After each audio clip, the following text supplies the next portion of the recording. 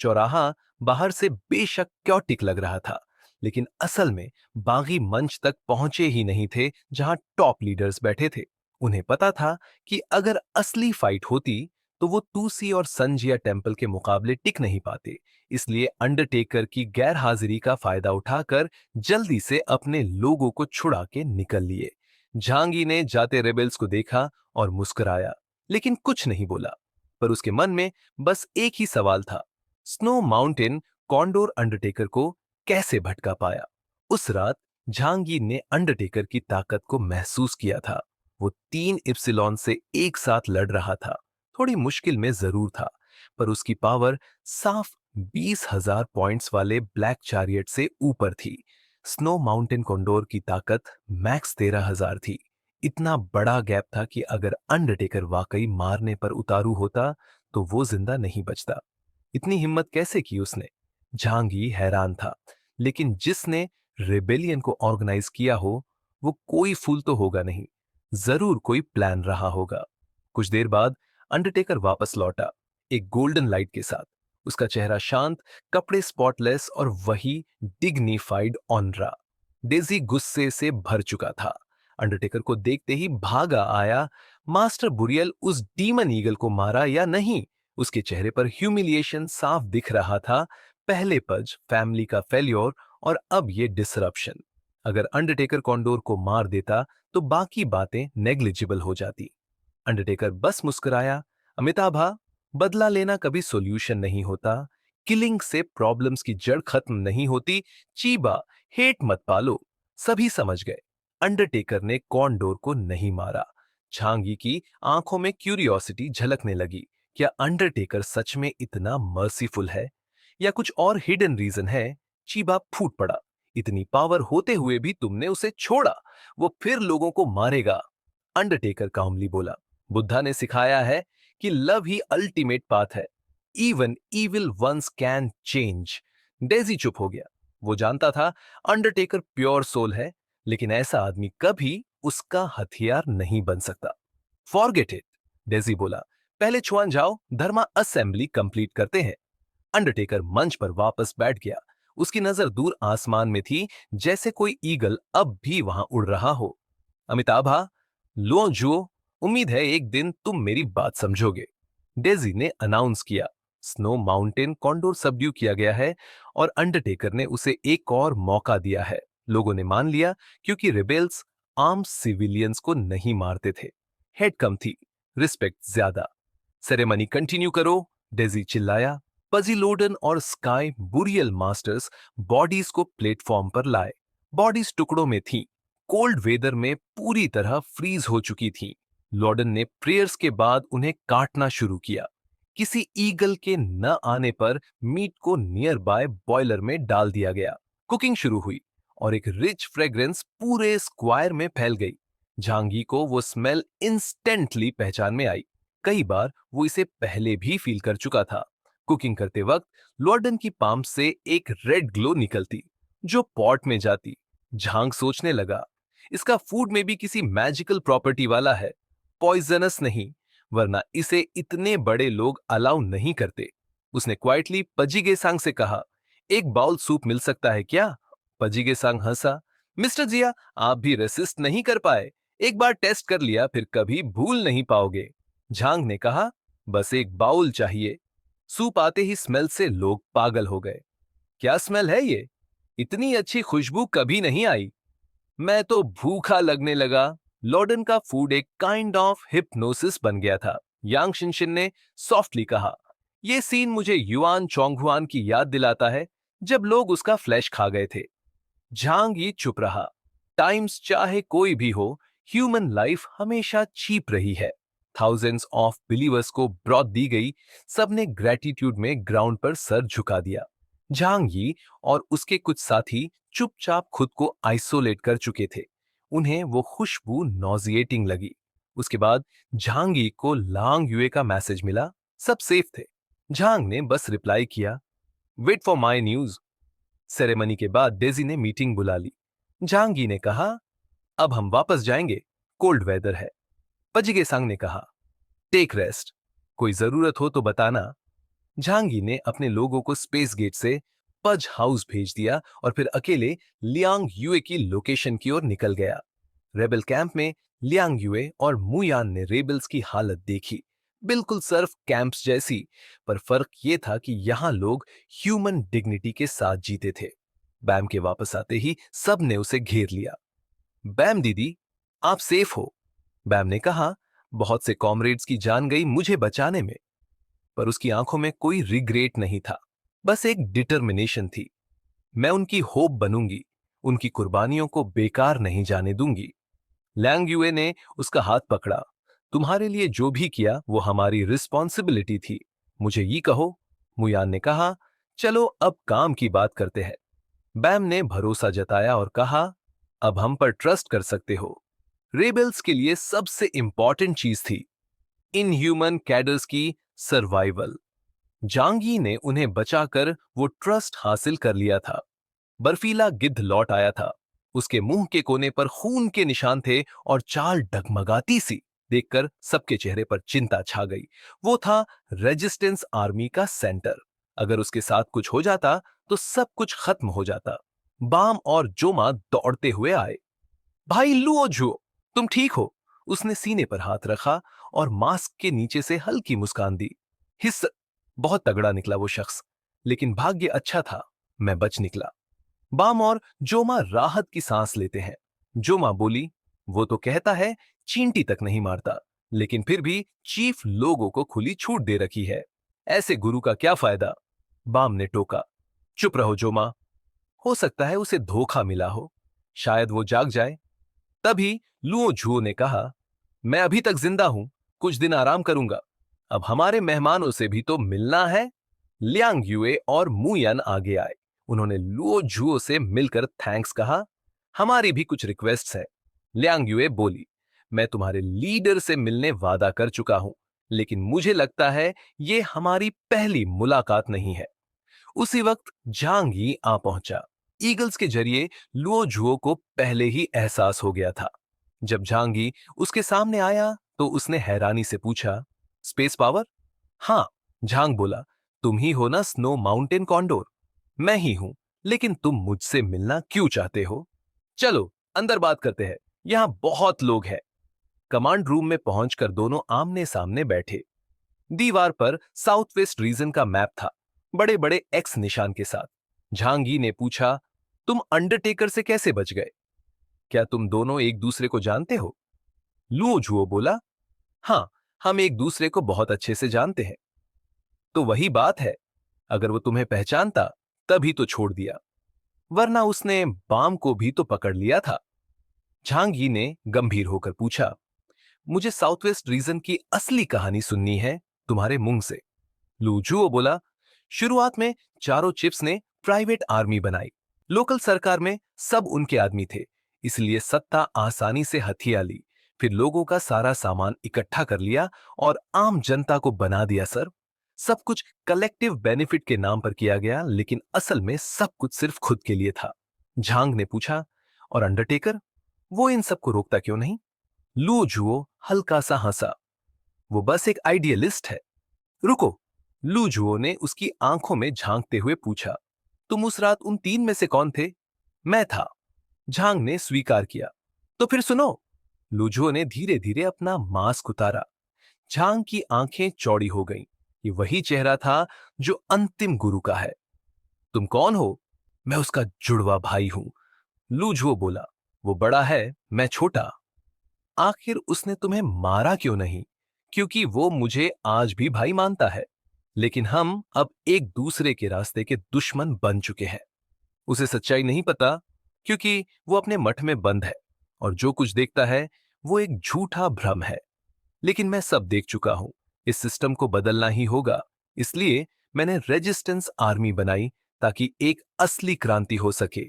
Luo झू की कहानी सुनने के बाद झांगी ने कुछ देर तक आंखें बंद कर सोचा। तो तुम्हारा मतलब है कि तुम दोनों दुश्मन हो? झांगी ने पूछा।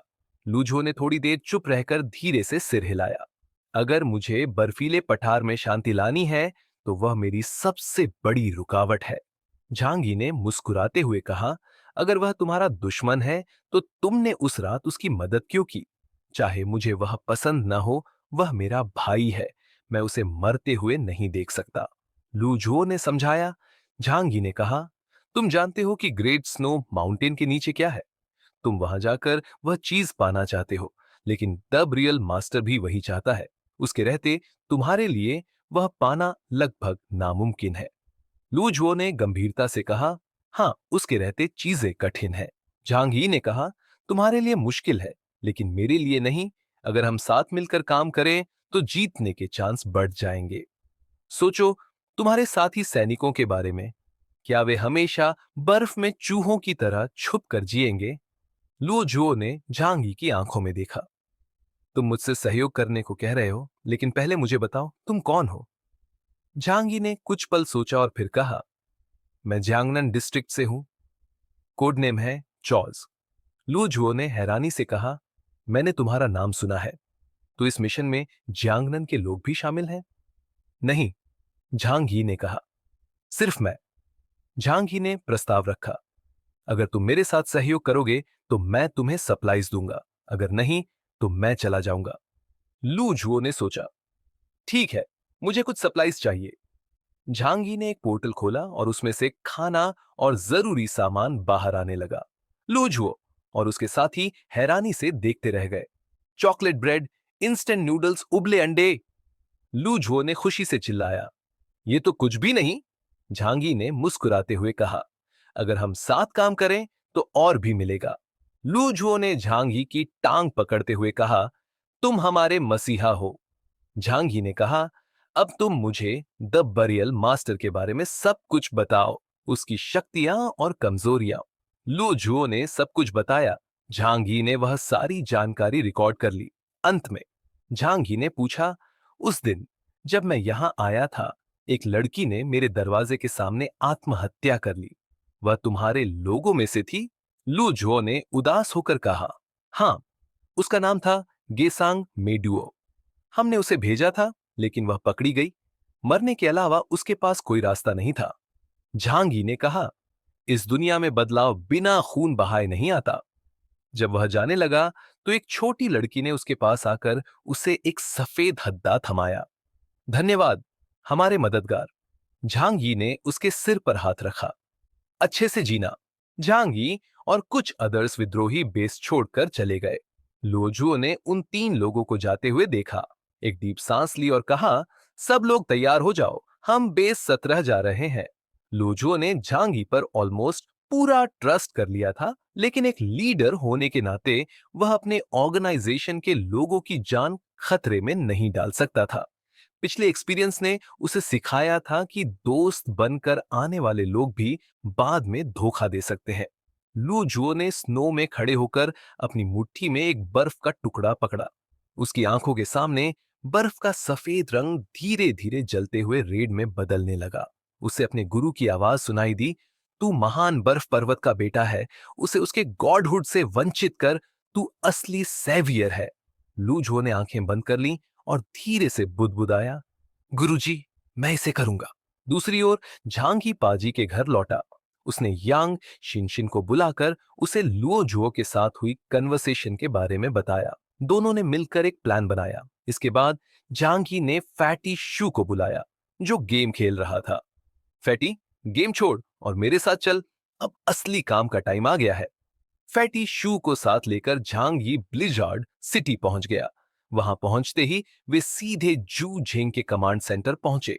वहां के गार्ड्स ने उन्हें सैल्यूट किया। कैप्टन कैओस वेलकम, गार्ड्स ने कहा।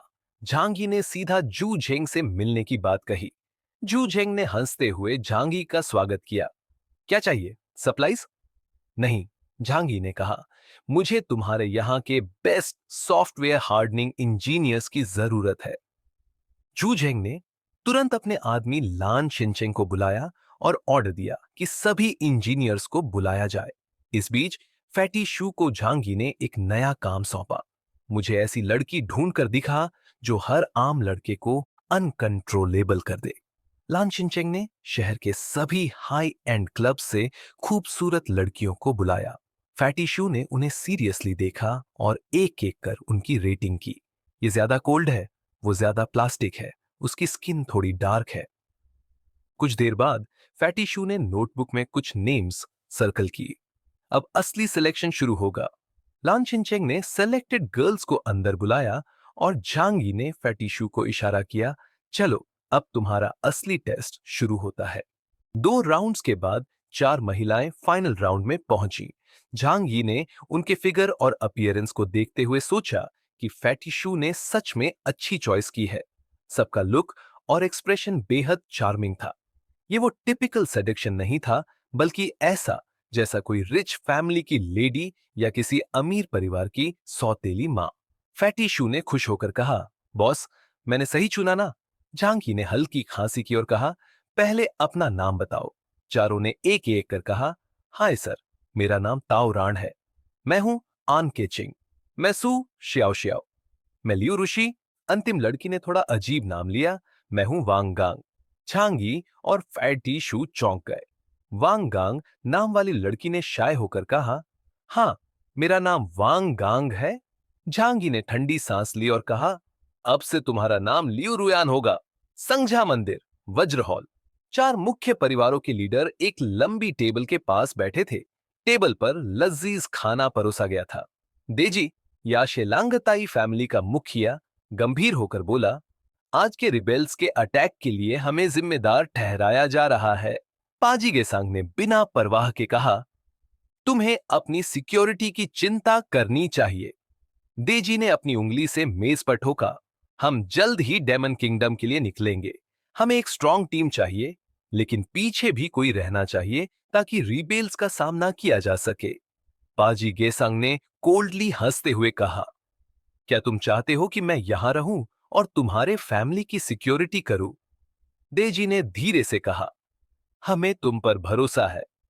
और हां, याद रखना, अगर काम ठीक से नहीं हुआ तो तुम्हारे फैमिली को भुगतना पड़ेगा। पाजी गेसांग ने भड़कते हुए कहा, ठीक है, लेकिन मेरे पास भी कुछ प्लान्स है। उस रात पाजी गेसांग झांग यी के पास पहुंचा। बॉस, देजी बहुत बड़ी प्लानिंग कर रहा है, हमें कुछ करना होगा। झांग यी ने शांत स्वर में कहा, तैयार रहो, मेरा प्लान शुरू होने वाला है। पाजी गेसांग ने अविश्वास भरी नजरों से देखा, क्या ये काम करेगा? झांगी ने एक कोल्ड स्माइल के साथ कहा, बस देखते जाओ। ये दूसरी सुबह थी। पाजी परिवार के विला में आज एक खास मेहमान आने वाला था। एक काली कार दरवाजे पर रुकी और आसपास खड़े लोग तुरंत गंभीर हो गए। जैसे ही कार का दरवाजा खुला, एक बूढ़े भिक्षु वांगबो चिबा बाहर आए। दरवाजे पर खड़े गार्ड उन्हें देखते ही जमीन पर झुक गए। पाजी गेसिंग उन्हें देखकर मुस्कुराते हुए आगे बढ़े। वांगबो चिबा, आपने समय निकालकर आकर कृपा की। वांगबो चिबा संगा मठ के पूर्व प्रमुख थे, जिनका सम्मान आज भी बर्फीले पठार पर बहुत है। वे कभी पाजी गेसिंग के दादा और गुरु के शिष्य रहे थे। उन्हें चाय के कमरे में ले जाया गया, जहां पाजी ने उनके लिए खास चाय और मिठाइयां मंगवाई। लेकिन वांगबो बोले, गेसिंग, साफ साफ कहो, मेरे पास ज्यादा वक्त नहीं है। पाजी ने हल्की मुस्कान के साथ कहा, मुझे आपसे एक मदद चाहिए। जैसे ही पाजी ने देजी और यासे लांगताई परिवार का नाम लिया, वांगबो चिबा की आंखों में गुस्सा झलक उठा।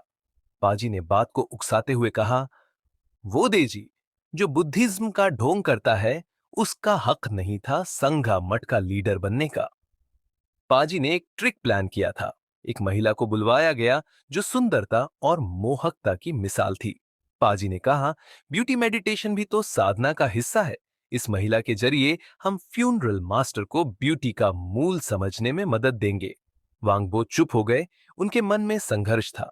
वे जानते थे, फ्यूनरल मास्टर अब भी अंदर से एक मासूम इंसान है, जिसने अपनी मां की ममता को कभी जाना ही नहीं। लेकिन अपमान का बदला लेने का मौका उन्हें यहीं दिखा। आखिरकार उन्होंने महिला को अंदर भेजने की सहमति दे दी। यह आत्मा को मुक्त करने का मार्ग है। शाम को जब डेजी दूसरे लीडर्स के साथ व्यस्त थे, वांगबो ने फ्यूनरल मास्टर को एक सीक्रेट रूम में ले जाकर मेडिटेशन का नया पाठ पढ़ाने का नाटक किया। रूम में घुसते ही फ्यूनरल मास्टर की नजर उस महिला पर पड़ी जो एक मां जैसी ममता लिए मुस्कुरा रही थी। बेटा, आओ। ये शब्द सीधे फ्यूनरल मास्टर के दिल में उतर गए। धीरे धीरे एक एक्सपीरियंस्ड महिला ने एक साधु को वर्ल्डली इमोशन से परिचित कराया, जिसे कभी किसी ने इस ओर देखा ही नहीं था। दूसरी ओर पूरा पठार शांत हो चुका था। एक सन्नाटा था जो आने वाले तूफान का संकेत दे रहा था। संघा मठ में डेजी ने अपने 3 ट्रस्टेड लोगों को बुलाया और कहा, गेट खुलने वाला है, मुझे और फ्यूनरल मास्टर को वहां जाना होगा। पीछे की जिम्मेदारी पाजी गैसिंग को दे रहे हैं। उनके भतीजे बारू ने सवाल किया, लेकिन हम क्यों नहीं? डेजी ने कहा, ताकि पाजी गैसिंग को लगता रहे कि वो कंट्रोल में है, जबकि असली ताकत अब भी हमारे पास है, क्योंकि फ्यूनरल मास्टर हमारे कुल से है। अंदर ही अंदर डेजी जानता था कि सब प्लेयर्स अपनी चाल चलने को तैयार है, लेकिन उसे यकीन था जब तक फ्यूनरल मास्टर उसके साथ है, तब तक उसकी ताकत को कोई हिला नहीं सकता। वह अब फ्यूनरल मास्टर से आखिरी बार मिलने की सोच रहा था, लेकिन मठ के एक भिक्षु ने बताया वो पिछले कुछ दिनों से वेस्ट कोर्टयार्ड में मेडिटेशन में व्यस्त है। किसी को नहीं पता था कि उस मेडिटेशन के कमरे में असल में क्या हो रहा है। जब डेजी को पता चला कि फ्यूनरल मास्टर बौद्ध धर्म के प्रति समर्पित है, तो उसने बस हल्का सा सिर हिलाया। आखिरकार वो अपनी जिंदगी का ज्यादातर हिस्सा बौद्ध ग्रंथों के अध्ययन में लगा चुका था। डेजी वेस्ट यार्ड की ओर फ्यूनरल मास्टर के क्वाइट रूम की तरफ बढ़ा। दरवाजे पर पहुंचकर उसने दस्तक दी और थोड़ा पीछे हो गया।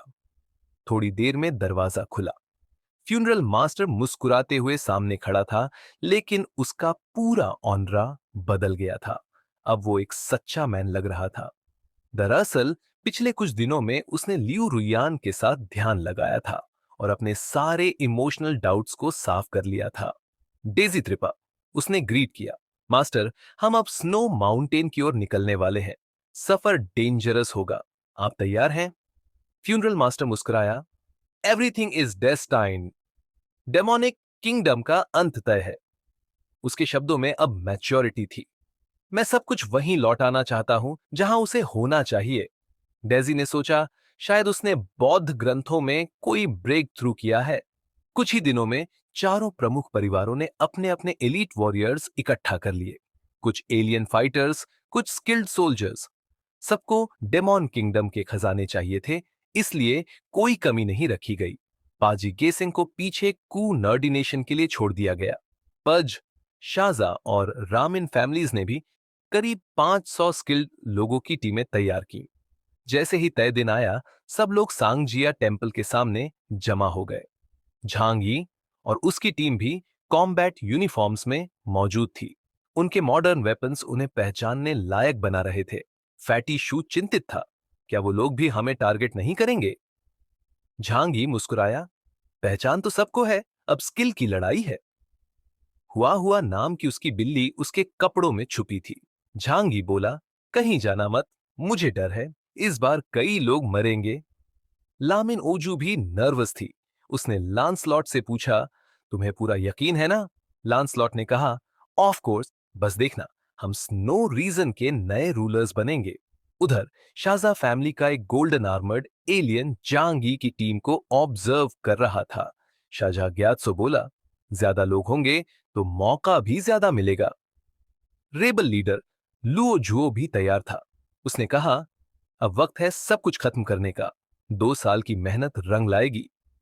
जोमा को चिंता थी, रेबल्स कमजोर थे, लेकिन लो जुओ ने कहा, मैंने चारों फैमिलीज और सांगजिया टेम्पल में अपने सीड्स बो दिए हैं। जब टाइम आएगा वो सब जाग उठेंगे। उसने 2 बड़े गोल्डन विंग्स फैलाए और हवा में उड़ गया। डेजी ने सबको रिमाइंड किया कि अंदर जाने के बाद अंडरटेकर की बात माननी होगी। झांग यी की टीम भी चल पड़ी स्नो माउंटेन की ओर। गेट तक पहुंचने में काफी टाइम लगा। वहां वही पुराना ब्लूस्टोन गेट था, जिसके सामने खून का तालाब बन चुका था। लामाज ने फ्लेम से उसे साफ किया। फिर चारों चीफटेन्स ने स्लैब्स को गेट में फिट किया। झांग यी ने देखा, यह सिर्फ की नहीं है, इसमें स्ट्रेंथ भी चाहिए। अंडरटेकर ने हाथ बढ़ाया और भारी पत्थर का गेट धीरे धीरे खोल दिया। जैसे ही दरवाजा खुला, अंदर से डरावनी हंसी सुनाई दी। फिर एक स्कल अंडरटेकर की तरफ आया, अगले ही पल सफेद हड्डियों की लहर बाहर निकली और सैकड़ों लोगों को निगल गई। झांगी ने टाइम पर बचाव किया। फिर डेजी चिल्लाया, डरो मत, ये सब केसर राजा और पद्म संभव द्वारा सील की गई रिलिक्स है। झांगी ने यांग शिनशिन की मदद से पहले ही स्नोई प्लेटू का इतिहास जान लिया था। गुरु पद्म संभव एक टैंट्रिक मास्टर थे, जिन्होंने किंग गेसर के साथ मिलकर डेमन किंगडम को हराया था। डेजी छिबा, ये कोई सील्ड ऑब्जेक्ट है क्या? एक मर्सनरी बोला। डेजी ने सबको शांत करते हुए समझाया, ये दरवाजा गेट ऑफ इटर्नल डिस्ट्रक्शन तब बना जब किंग गेसर ने डेमन्स को हराकर उन्हें डेमन ऑबिस में बंद कर दिया। उनकी ताकत उसी अबिस से आती है जहां उन्हें रोज बलि चढ़ानी पड़ती है। इस दरवाजे के पीछे 1 लाख सोल्जर्स और डेमन्स की लाशें हैं। उन्हीं की आत्माओं से यह बैरियर बना है। सबके होश उड़ गए। डेजी ने चिताया, डेमन कंट्री बेहद खतरनाक है, हमारी बात मानो वरना पछताना पड़ेगा। अंडरटेकर सबसे आगे चला। पीछे याशे लंगताई मॉन्क्स और सांगजिया टेम्पल के सोल्जर्स थे। झांगी ने दरवाजे को देखा। अंदर घना अंधेरा और अजीब सी सनसनी महसूस हो रही थी। पाजी गेसांग ने विदा ली और झांगी अपने साथियों और 500 पज सोल्जर्स के साथ भीतर गया। अंदर जो देखा सब दंग रह गए। बीचों बीच एक विशाल व्हाइट बोन माउंटेन, जिसमें पत्थर का गेट था। चारों तरफ हड्डियों का ढेर। सामने फैला एक ब्लड रेड सी, जिस पर तैर रहा था पर्पल मियाज्मा, जहरीली हवा। हर ग्रुप ने अपनी इन्फ्लेटेबल कायक्स निकाली और समुद्र पार करने लगे। झांगी और उसके साथी क्योंगदा के साथ सवार हुए। एक सोल्जर ने पानी चेक कर कहा, ये सी बहुत जहरीली है, कोई भी जिंदा नहीं बचेगा। तभी एक चीख, एक कायक से कोई बॉडी उठी। बाकी सोल्जर्स डरकर बॉडीज निकालने लगे। डेजी बोला, ये डेमन्स है, 2 मीटर लंबे, माथे पर डेमन आई, शायद अब भी जिंदा है। झांगी सोच में पड़ गया। ये माउंटेन और सी शायद 2 प्राचीन सील हैं, एक टैंट्रिक और एक डेमन साइड का। अचानक एक बॉडी ने आंखें खोली और एक सोल्जर की छाती चीर दी। बाकी लाशें भी जिंदा होकर हमला करने लगी। बॉडीज फेंको! डेजी चिल्लाया। झांगी की ब्लैक व्हाइट स्वॉर्ड तैयार थी। फिर गूंजी एक क्रीपी हंसी, जैसे पूरी सी में डेड बॉडीज हंस रही हों। वेव्स उठने लगे। एक मर्सनरी ने डींग फेंग वो नाम की एबिलिटी से लहरें शांत की। लेकिन अब चारों तरफ ब्लडी कॉर्पसेस दिख रहे थे। लिनन में लिपटी लाशें, सिर पर डेमन आई। झांगी गरजा, डरोगे तो इनकी ट्रिक चल जाएगी, मुझ पे नहीं चलेगी। उसने अपनी तलवार से कई लाशों को जला डाला। सबका हौसला बढ़ गया। फिर शुरू हुई असली लड़ाई। एलियंस और सोल्जर्स ने डेमन से मोर्चा ले लिया, लेकिन तभी लाशों के बीच से निकले ब्लड वर्म्स, पतले नुकीले सिर वाले जहरीले कीड़े, जो बॉडीज के अंदर छिपे थे। मुझे यकीन नहीं हो रहा कि लाशों के जर से भरे खून के समंदर में भी कुछ जिंदा चीजें रह सकती हैं। जहर को कंट्रोल करने वाला एलियन चौंकते हुए बोला। सबने मिलकर इन कीड़ों को मारने की कोशिश शुरू की। अब जब उनकी असली शक्ल सामने थी, तो उन्हें मारना आसान हो गया था। साउथ वेस्ट रीजन की जॉइंट फोर्सेस में कई एक्सपर्ट थे और उन्होंने बड़ी संख्या में कीड़े मार डाले। फैटी जू ने अपने हाथ उठाकर ब्लोइंग स्नो एक्टिवेट किया और चारों तरफ मीलों तक खून का समंदर बर्फ में बदल गया। शिप्स वहीं रुक गए। एलियंस भी बर्फ पर उतरकर लड़ने लगे। लाशें और कीड़े हिलने में असमर्थ हो गए। अंकल यू ने अपने हाथ में गैटलिंग गन उठाई और गोलियों की बारिश कर दी। इन डेमन्स के तरीके बहुत ही घटिया हैं, वो हंसते हुए बोला। झांगी ने चुपचाप अपने कंधे पर तलवार रखी। पहले ये तरीका बहुत खतरनाक होता था। ये कीड़े लाशों में पलते हैं और फिर खून के समंदर में छोड़े जाते हैं। अगर हम नहीं होते तो आम आर्मी यहां टिक नहीं पाती। गोलियों की आवाज गूंज रही थी और खून में कीड़ों के टुकड़े तैर रहे थे। डेजी चिल्लाया, यहां हजारों सालों से लाशें दफन है, सबको मारना नामुमकिन है, चलो यहां से निकलो। क्यूंदा ने एंग्री किंग कॉन्ग में बदलकर बर्फ तोड़ दी और रास्ता बना दिया। शिप्स तेजी से आगे बढ़ने लगे, लेकिन पीछे से लाशें पीछा करने लगी। तभी एक शिप पलट गया। खून से भरा एक विशाल हाथ बाहर निकला और एक सोल्जर को मरोड़कर मार डाला। लियांग यू ने तलवार से उस हाथ को काट दिया।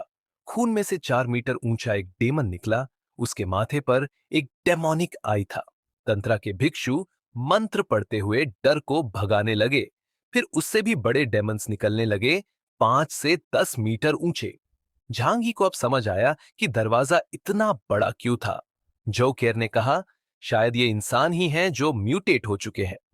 इतिहास में भी ऐसे विशालकाय लोगों का जिक्र है। डीजी बोला, इन इविल डेमन्स को शुद्ध करो। सबने हमला कर दिया।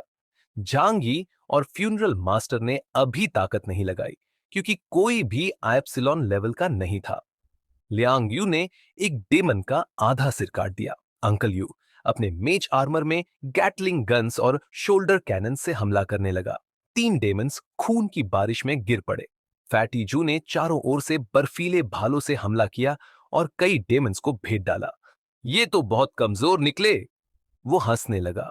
यांग शिन शिन बोली, गेट ऑफ एटर्नल डिस्ट्रक्शन बंद है और हमारी दुनिया 3 इंडस्ट्रियल रिवॉल्यूशन से गुजर चुकी है। अब हमारा टेक्नोलॉजी एडवांस है। ये पुराने मेथड्स अब काम नहीं करते। लियांग यू ने देखा कि डेमन्स के खून का रंग काला था और उनका दिमाग सड़ा हुआ था। ये असली जिंदा नहीं, बल्कि पपेट कॉर्पसेस थे। एक तांत्रिक लामा बोला, ये पुरानी विधि है, लाशों को पपेट बनाना। कॉलिशन ने रास्ता बना लिया। कुछ और राक्षस आए, लेकिन वे भी ब्लास्ट कर दिए गए। अंत में सब एक अंडरग्राउंड एंशिएंट सिटी के पास पहुंचे। ड्रोन से देखा गया कि ये शहर बहुत बड़ा है। लोगों की शक्ल आम इंसानों जैसी है, पर हर किसी के माथे पर डेमोनिक आई टैटू है। क्योंगदा ने हाइट एनालाइज की। एडल्ट्स 3 मीटर लंबे थे। डेजी ने कहा, ये पापी हैं, इन पर रहम मत दिखाना। ड्रोन और ऊंचाई पर गया।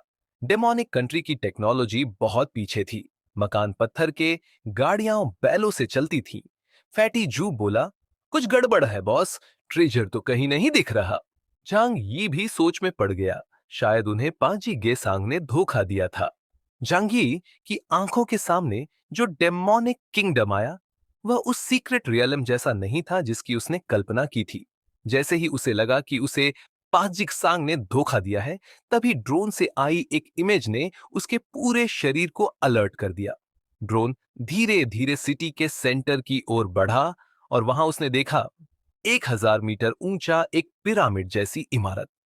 यह एक पहाड़ की तरह विशाल था और पूरे प्राचीन शहर का सेंटर बन चुका था। यह पिरामिड पहले देखे गए पिरामिड से अलग था। लेयर्स में बना हुआ, खून से रंगा हुआ लगता था। 9 स्टोरी डायमंड टावर, क्यूंगड़ा चौंक कर बोला। जांगी को याद आया कि स्नो प्लेटो पर एक ऐसा ही टावर है जिसे राजा की कब्र कहा जाता था। क्या इसका मतलब ये सिटी किसी कब्र के चारों ओर बसा है? लियांग युए ने पूछा। क्यूंगड़ा ने कहा, हाँ, पुराने टाइम में ये टावर राजा की समाधि होती थी। जांगी ने कहा, अगर डेमोन किंगडम का कोई ट्रेजर है तो वो यहीं छिपा हो सकता है। अब बाकी फोर्सेस के लोग भी इस टावर को देख चुके थे। डेजी तो इतना एक्साइटेड था कि कांपते हुए बोला, यही है वो प्लेस। जैसे जैसे कैमरा झूम करता गया, आसपास का सीन और डरावना हो गया। चारों ओर डेड बॉडीज थीं, ह्यूमंस से लेकर एनिमल्स तक। इन सब की सैक्रिफाइस देकर यह टावर बनाया गया था। डेमोन टावर के चारों ओर डेमोन किंगडम के लोग ग्राउंड पर घुटनों के बल बैठे थे, प्रे कर रहे थे।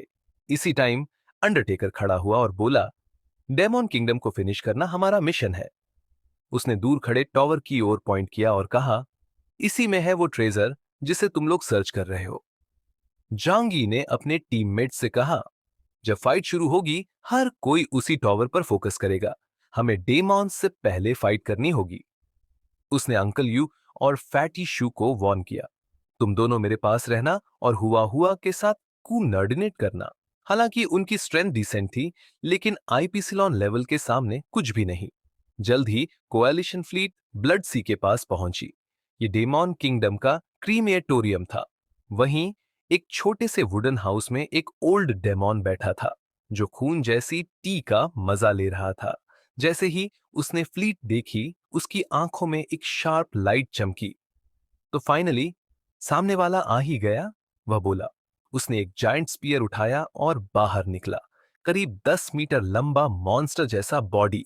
एक सोल्जर ने स्नाइपर राइफल से उस पर फायर किया, लेकिन उसने वो बुलेट सिर्फ 2 फिंगर्स में पकड़ ली।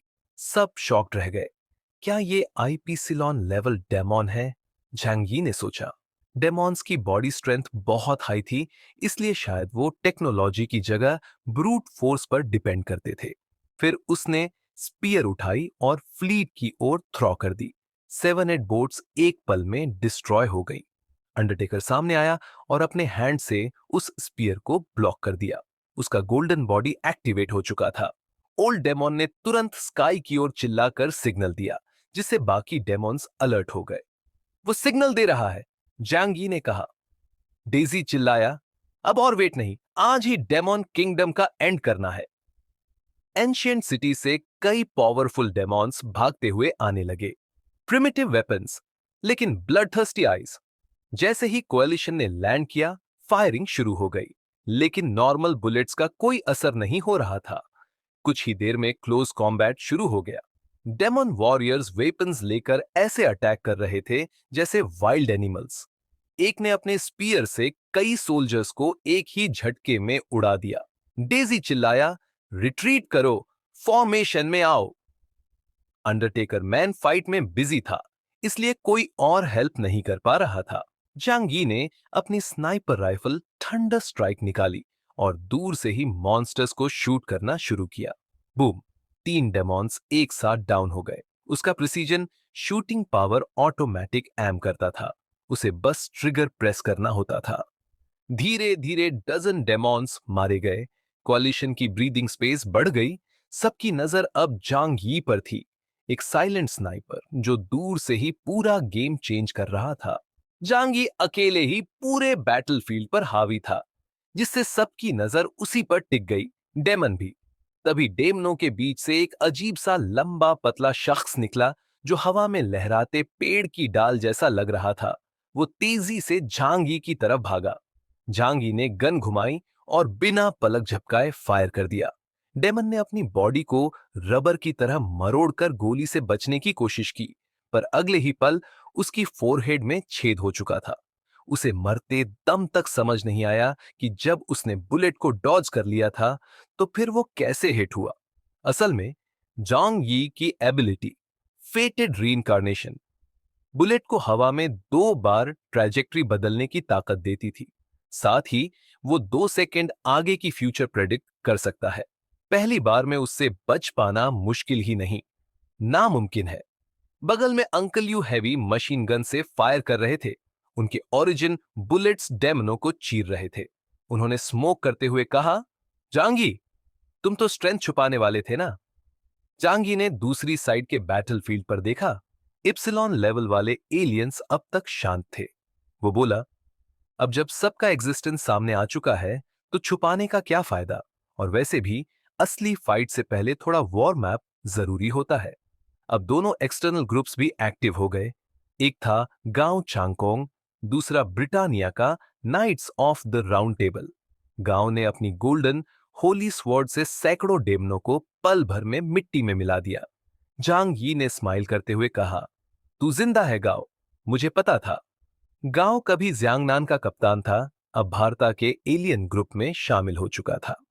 ब्रिटानिया वाले नाइट्स की एबिलिटीज और स्ट्रेंथ एनानॉन थी, लेकिन जांग यी को फर्क नहीं पड़ता, क्योंकि उसकी डिफेंस पावर थी 18,000 से अधिक। असल खतरा था अंडरटेकर। सांगा टेम्पल से उसे पावर बूस्ट मिल रहा था और उसकी स्ट्रेंथ 20,000 से भी ऊपर थी। जांग यी जानता था कि वो अकेले उसे नहीं हरा सकता, लेकिन उसका बैकअप प्लान शायद काम आ जाए। अंडरटेकर ने पुराने डेमन को बुरी तरह पीट दिया था, तभी एक पर्पल बीम ने उसे अचानक दूर उड़ा दिया। जांग यी ने टेलीस्कोपिक मोड ऑन किया, देखा कि एक पर्पल स्किन वाला हैरान कर देने वाला जायंट डेमन सिटी की वॉल से अटैक कर रहा था। दूसरा इप्सिलॉन। फैटी शू चिल्लाया, ये डेमन कंट्री वाले तो 2-2 एप्सिलॉन लेकर आए हैं, ये तो चीट कोड है। यांग शिनशिन ने शांति से कहा, अगर ये कोई सीक्रेट एबिस जैसी जगह है, तो जैसे किनलिंग के नीचे 2 सेंटीपीड्स मिले थे, वैसे ही यहां भी ये नेचुरल हो सकता है। तभी यंग इप्सिलॉन आसमान से हजारों मीटर की ऊंचाई से गिरा और जमीन पर धमाका कर दिया। वो था डेमन किंगडम का करंट हाई प्रीस्ट, पूरा मस्कुलर, बॉल्ड और आंखों में कोई फीलिंग नहीं। उसने मुंह से पर्पल बीम छोड़ी, लेकिन अंडरटेकर अब अलर्ट था और जल्दी से डॉज कर गया। फिर हाई प्रीस्ट की थर्ड आई से पर्पल बीम्स निकली, जो हवा में एक जाल की तरह फैल गई। अंडरटेकर तो बच गया, लेकिन कई सोल्जर चुपचाप कट गए। उधर घायल ओल्ड टेमन को लांसलॉट और फिर गांव चांगकोंग ने घेर लिया। लियांग यूए ने पूछा, जांगी, तुम क्यों नहीं जा रहे ओरिजिन लेने? वो बोला, इंजर्ड बीस्ट सबसे ज्यादा डेंजरस होती है। किसी भी एप्सिलॉन को अंडर एस्टिमेट मत करो। सब उसकी बातों से सहमत हुए, लेकिन तभी जांगी के चेहरे पर एक चालाक स्माइल आ गई। इन सब को लड़ने दो, हम सीधे डेमन सिटी के अंदर चलते हैं। उसने डायमेंशनल गेट खोला और अपने साथियों के साथ एंशिएंट सिटी की तरफ बढ़ गया। उसका असली टारगेट था सैक्रिफिशियल स्पिरिट। ओरिजिन सिर्फ स्ट्रेंथ बढ़ाता है, लेकिन सैक्रिफिशियल स्पिरिट तो टैलेंट को ही रिकोड करता है, जैसे किसी ऑर्गेनिज्म का जेनेटिक लॉक अनलॉक करना। सीधा मतलब, ये गॉड सोर्स से भी ज्यादा पावरफुल है। जब सब डीमन किंगडम के वॉचर को मारने में लगे थे, झांगी और उसके साथी एंशंट सिटी की ओर बढ़ गए। वहां के ज्यादातर मास्टर्स बाहर वॉर में थे, इसलिए शहर खाली था। जैसे ही वो उतरे, स्पेस में राइस बॉल्स चबाता बड़ा टोटरो अचानक एक्साइटेड हो गया और इशारों में कुछ बताया। झांगी समझ गया, एंशंट सिटी में गॉड सोर्स जैसी कोई चीज जरूर है। वो चुपचाप स्पेस में मूव करके सीधे एंशंट सिटी पहुंच गया, जहां एक 9 मंजिला डीमन टावर आसमान छू रहा था, खून और बलिदान से सना हुआ। नीचे लोग घुटनों के बल बैठकर टावर की पूजा कर रहे थे। कुछ खुद को चाकू से घायल कर रहे थे, तो कुछ जोर से सिर पटक कर ब्लीडिंग कर रहे थे। एक खून से भीगे प्लेटफॉर्म पर एक प्रेग्नेंट औरत की आंखें फोड़कर उसका दिल और फीटस निकालकर बलिदान किया जा रहा था। जहांगीर ने ये सब देखा और समझ गया कि तांत्रिक बुद्धिज्म क्यों 1000 सालों से डीमन किंगडम को मिटाना चाहता था। उसने शांति से कहा, सभी को मार डालो। जैसे ही जमीन पर बैठे डीमंस ने ऊपर अंधेरा छाते देखा, उन्होंने सोचा उनका डीमन गॉड आ गया है। लेकिन जांग ये ने आसमान में एक ब्लैक होल बना दिया, जो 10 मील के रेडियस में सब कुछ निगल रहा था। उसने कहा, डेविल कभी किसी को बचाता नहीं, सिर्फ मारता है। Stars are falling. चांगी की इस घोषणा के साथ ब्लैक होल से बारिश की तरह वॉइड पावर बरसी, जो हर चीज को मिटा रही थी। बिल्डिंग्स, लोग, जमीन, सब गायब। इस डिस्ट्रक्शन ने बाकी वॉरियर्स का ध्यान खींचा। वॉचर, जो पहले ही घायल था, अब गांव चांगकोंग और लांसलॉट से बुरी तरह घिर चुका था, जबकि दूसरी तरफ अंडरटेकर और हाई प्रीस्ट की टक्कर चल रही थी, जहां अंडरटेकर अब ऊपर दिखने लगा। झांगी ने डीमन टावर पर हमला किया और वॉइड स्नाइपर से उसकी सबसे ऊपरी मंजिल पर छेद कर दिया। मुझे एक जाना पहचाना एनर्जी महसूस हो रहा है, कहकर वो टावर में घुसने ही वाला था कि एक सुनहरा तीर उसकी तरफ आया, जो उसने ट्रैकिंग ऑल थिंग्स से डिटेक्ट कर लिया। पीछे देखा तो गांव चांगकोंग खड़ा था। झांगी मुस्कुराया, ओल्ड फ्रेंड, तुम तो फास्ट निकले। चांगकोंग ने कहा, भागने की कोशिश मत करना, बाकी लोग भी हैं। झांगी ने लियांग युए और बाकी साथियों को अंदर जाने को कहा। मैं इस बंदे को संभालता हूं, तुम लोग ट्रेजर ढूंढो। जैसे ही लियांग युए की टीम अंदर बढ़ी, सामने से चांग कोंग की रीइंकार्नेशन टीम भी आ गई, जिसमें गुमैन, चेन शियाओजिंग और एक सफेद बालों वाला लड़का था, जो जेड डाइस से खेल रहा था। गुमैन ने शांति से पूछा, फाइट करें? लियांग युए ने कहा, रेडी हूं। लेकिन गुमैन ने कहा, अभी नहीं, वरना कोई और फायदा उठा लेगा। फिर एक और टीम आई, knights of the round table, जिनका लीडर था लांसलॉट। उन्होंने वॉचर को जल्दी खत्म कर दिया, लेकिन उन्हें ज्यादा ओरिजिन पावर नहीं मिला। अब 3 टीमें आमने सामने थीं। कोई भी पहले हमला करने को तैयार नहीं, क्योंकि बाकी दो उस पर टूट पड़ेंगी। झांगी ने गांव चांगकोंग को याद दिलाया, हम दोनों हुआशू से हैं, जियांग नान के, क्यों ना मिलकर इनसे निपटें। नाइट्स थोड़ा घबरा गए। चांगकोंग बस हंस पड़ा और बोला, क्या तुम्हें याद है मैं जियांगनान छोड़कर क्यों गया था?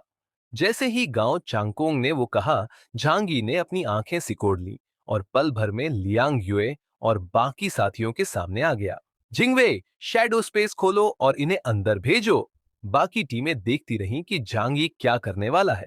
जैसे ही टीम शैडो स्पेस में गई, झांग यी ने 2 मीटर लंबा हैवी स्नाइपर उठाया और नई होली सिल्वर बुलेट्स लॉड की, जो बिना पावर के भी एलियन को मार सकती थी। उसने कहा, ठीक है, अगर ऐसा है तो मैं डेमन टावर छोड़ रहा हूं, लेकिन याद रखना, अगर मैं चाहूं तो कोई मुझे रोक नहीं सकता।